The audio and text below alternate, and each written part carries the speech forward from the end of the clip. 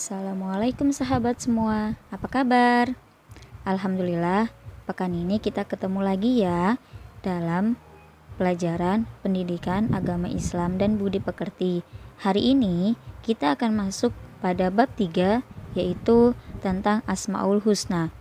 Tentu kalian sudah tahu kan arti Asmaul Husna? Tujuan pembelajaran hari ini adalah memahami makna Asmaul Husna, yaitu Al-Basir, Al-Adil, dan Al-Azim. Sebelum belajar, kita baca doa sebelum belajar dulu ya sahabat. Bismillahirrahmanirrahim. Raditu billahi rabba wa bil islami dina wa bi muhammadin nabiyya wa rasula rabbi zidni ilma warzuqni fahma. Amin. Shadaqallahul azim. Pada kesempatan ini kita akan belajar dan mengenal Allah melalui Asmaul Husna. Mengenal Allah melalui Asmaul Husna. Untuk bisa mengenal sesuatu biasanya melalui namanya. Demikian juga mengenal Allah. Allah Subhanahu wa Ta'ala memiliki nama-nama yang baik atau dikenal dengan Asmaul Husna. Nama Allah banyak, tetapi yang diperkenalkan oleh Allah kepada manusia hanya ada 99 nama melalui perantara wahyu, yaitu Al-Quran. Nah sahabat, kali ini kita akan mempelajari 3 di antaranya, yaitu Al-Basir, Al-Adil, dan Al-Azim. Yang pertama, kita akan belajar tentang Al-Basir. Sahabat, amati gambar berikut. Ada sebuah gambar seorang siswi yang sedang berbisik-bisik. Bisa jadi itu berbisik-bisik tentang temannya. Walaupun pekerjaan itu tidak didengar oleh temannya yang lain, Allah pasti mengetahui perbuatan tersebut. Sahabat, tahukah kalian bahwa semua perbuatan baik ataupun buruk pasti dilihat oleh Allah dengan sifat Al-Basirnya. Al-Basir berarti Allah Maha Melihat. Allah Subhanahu wa Ta'ala mampu melihat apa saja, sampai hal sekecil-kecilnya tidak ada yang luput sedikit pun dari pandangannya. Ada sebuah cerita, judulnya Tempat yang Tidak Bisa Dilihat oleh Allah. Allah Maha Melihat, sehingga apapun yang kalian lakukan tentu akan diketahui oleh Allah Subhanahu wa Ta'ala. Suatu hari, Ibrahim bin Adam dikunjungi seorang lelaki yang minta nasihat. Ia suka lupa diri sehingga sering berbuat maksiat dan melalaikan perintah Allah. Ibrahim bin Adam adalah salah seorang ulama besar pada masanya. Ia lalu berkata, "Jika engkau ingin melakukan maksiat kepada Allah, carilah tempat di bumi ini yang tidak bisa dilihat oleh Allah." Lelaki itu menjawab dengan bingung, "Wah, tak mungkin ada tempat di dunia ini yang luput dari penglihatan Allah." Nah, jika engkau sudah memiliki pendirian seperti itu, insya Allah di mana dan kapanpun engkau berada, engkau akan senantiasa berpikir ulang untuk melakukan kemaksiatan pada Allah. Pesan moral yang dapat kita ambil yaitu dimanapun kita berbuat dosa, pasti Allah Subhanahu wa Ta'ala mengetahuinya. Allah Maha Melihat segala sesuatu, baik yang tampak maupun yang tidak tampak dengan penglihatannya, sehingga Allah memiliki nama Al-Basir. Allah berfirman dalam Al-Quran, "Khalaqas samawati wal arda fi sittati ayyamin thumma istawa 'alal 'arsy ya'lamu ma yaliju fil ardi wa ma yakhruju minha wa ma yanzilu minas samaa'i wa ma ya'ruju fiha wa huwa ma'akum aynama kuntum wallahu bima ta'maluna basir." Artinya, dan Dia bersama kamu di mana saja kamu berada, dan Allah Maha Melihat apa yang kamu kerjakan. Quran Surah Al-Hadid, Surah ke-57, ayat 4. Ayat di atas menegaskan bahwa Allah memiliki nama Al-Basir. Dimanapun manusia berada, Allah selalu bersamanya. Dimanapun perbuatan manusia dilakukan, Allah pasti melihatnya. Ketahuilah bahwa tidak ada satu perbuatan pun yang lepas dari penglihatan Allah. Untuk itu, kita hendaknya berhati-hati, baik dalam ucapan maupun tindakan, agar kita selalu baik dalam penglihatan Allah. Yang kedua adalah Al-Adl. Sahabat, amati gambar berikut. Ini ada sebuah timbangan yang sama berat dan orang-orang yang berbeda. Intinya, orang-orang ini diciptakan oleh Allah Subhanahu wa taala yang berbeda-beda kulit, berbeda-beda warna, dan berbeda-beda suku. Intinya, Allah berbuat adil kepada siapapun yang ada di bumi ini. Tahukah kalian arti dari Al-Adl? Al-Adl berarti Allah yang Maha Adil. Allah Subhanahu wa taala menempatkan semua manusia sama di hadapannya. Tidak ada yang berbeda-beda.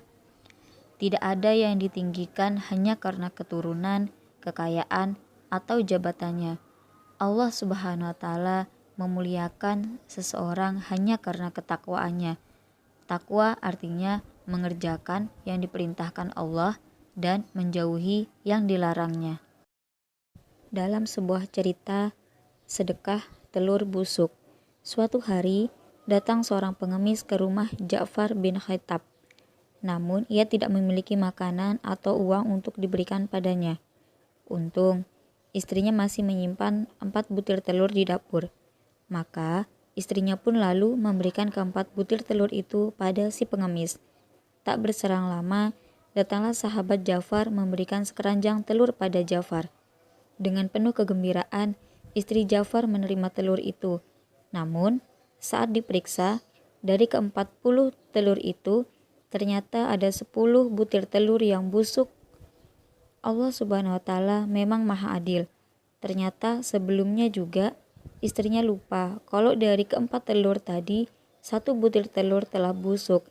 Seandainya kalau ke-4 telur yang ia sedekahkan tadi tidak ada yang busuk, bisa jadi ke-40 telur hadiah sahabat suaminya itu tidak ada yang busuk.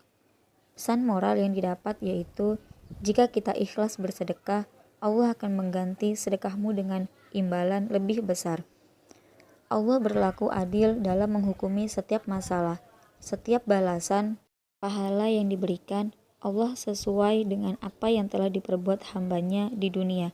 Dengan demikian, Allah memiliki nama Al-Adl. Allah berfirman dalam Al-Quran, kalimatu rabbika sidqan wa adla, la mubaddila li kalimatih, wa huwas sami'ul alim. Artinya, dan telah sempurna firman Tuhanmu, Al-Quran, dengan benar dan adil. Tidak ada yang dapat mengubah firman-Nya, dan Dia Maha mendengar, Maha mengetahui. Quran Surah Al-An'am, Surah 6, ayat 115. Barang siapa giat bekerja, akan mendapatkan hasil yang banyak. Barang siapa rajin belajar, akan menjadi pintar. Itu adalah bukti bahwa Allah Maha Adil. Allah senantiasa memberikan sesuatu sesuai dengan apa yang diusahakan. Orang yang berbuat buruk juga mendapat keadilan Allah. Mereka akan hidup sengsara dan menderita karena melanggar larangan-larangan Allah. Buah dari perbuatan dosa akan membuat pelakunya tidak bahagia. Di akhirat kelak, mereka akan mendapatkan siksa neraka. Yang ketiga adalah Al-Azim. Sahabat, amati ya gambar berikut. Sebuah alam semesta yang diciptakan oleh Allah. Isinya begitu indah. Anak-anak, pernahkah kalian meminta bantuan kepada orang lain? Jika pernah, coba ceritakan ya. Manusia pasti membutuhkan orang lain, sedangkan Allah tidak membutuhkan makhluk lain. Oleh karena itu, Allah disebut Al-Azim. Al-Azim artinya Allah Maha Agung. Hanya Allah yang Maha Agung yang tidak membutuhkan pertolongan. Dia yang memenuhi semua kebutuhan makhluknya. Manusia membutuhkan pertolongannya dan membutuhkan pertolongan orang lain. Manusia tidak bisa hidup sendirian. Dengan memahami sifat Allah Al-Azim, maka kita akan selalu mengagungkan tanda-tanda kebesarannya dengan cara melaksanakan perintah dan menjauhi larangannya. Sahabat, perhatikan terjadinya pergantian siang dan malam. Begitu juga bergantinya musim kemarau dan musim hujan. Semua itu adalah bukti keagungan Allah. Manusia sebagai makhluknya tidak akan mampu mengubah tanpa izin Allah. Allah berfirman dalam Al-Quran, له ما في السماوات وما في الأرض وهو العلي العظيم. Miliknya lah apa yang ada di langit dan apa yang ada di bumi, dan dialah yang maha agung, maha besar. Quran Surah Asy-Syura Surah 42 ayat 4. Ayat di atas menegaskan tentang kekuasaan Allah di alam semesta. Langit, bumi, dan segala yang ada di dalamnya adalah milik Allah. Semua itu merupakan bukti bahwa Allah Maha Tinggi dan Maha Agung. Allah lah yang berhak disembah oleh seluruh makhluk. Sebagai umat Islam, kita harus mengakui keagungan Allah, yaitu dengan cara tunduk dan patuh pada perintahnya. Salah satu caranya adalah dengan menjaga dan memelihara alam di sekitar kita. Kita tidak boleh merusak atau menghancurkan alam agar mendapat perlindungan Allah yang Maha Agung. Nah, sahabat, kesimpulan yang bisa kita ambil adalah yang pertama, salah satu cara mengenal Allah yaitu melalui Asmaul Husna. Yang kedua, Al-Basir bermakna yang maha melihat. Yang ketiga, Al-Adl bermakna yang maha adil. 4. Al-Azim bermakna yang maha agung. Dan yang kelima, bila ingin terpuji di hadapan Allah, maka hendaklah mengamalkan Asmaul Husna. Alhamdulillah sahabat, materi bab 3 sudah Ustazah sampaikan tentang 3 Asmaul Husna, Al-Basir, Al-Adil, dan Al-Azim. Semoga apa yang Ustazah sampaikan dan Ustazah jelaskan bermanfaat buat sahabat semuanya. Materi hari ini cukup sampai di sini dulu ya. Ustazah akhiri, terima kasih. Wassalamualaikum warahmatullahi wabarakatuh.